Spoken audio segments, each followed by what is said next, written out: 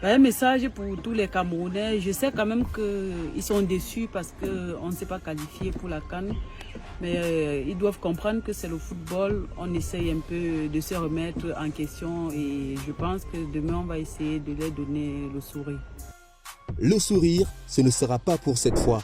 Visiblement, les Lions indomptables n'ont pas appris de leur dernier match. Les filles de Jean-Baptiste Bissek n'y arrivent toujours pas. Après la désillusion face au Kenya où elles ont échoué à se qualifier pour la Coupe d'Afrique des Nations, elles se sont inclinées face à l'Ouganda. Cette fois, en manche allée des qualifs pour les JO de Paris 2024. La faute à qui? Au staff technique ou aux joueuses? Une question qui vaut son pesant d'or, tant on a relevé durant cette partie les mêmes erreurs que lors des récentes sorties manquées face au Kenya. Dans les buts, bis repetita, une grosse faute de main qui conduit au but ougandais.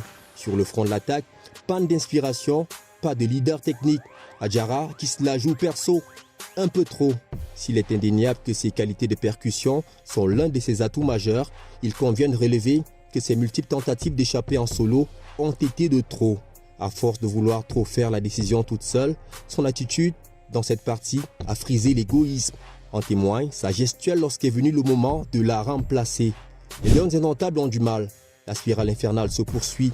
Elles vont d'élimination en désillusion. Cette nouvelle contre-performance est symptomatique du manque de sérénité qui semble prévaloir dans la tanière.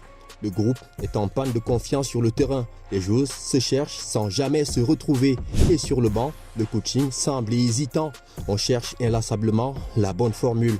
Le 30 octobre prochain, Gabriel Aboudi et ses coéquipières disputeront la manche retour à Douala. Et lors de ce match, l'heure ne sera plus aux atermoiements. Il faudra des joueuses, une équipe au visage réluisant et un coaching gagnant. La survie des Lions dans la course au JO en dépend et celle du staff aussi.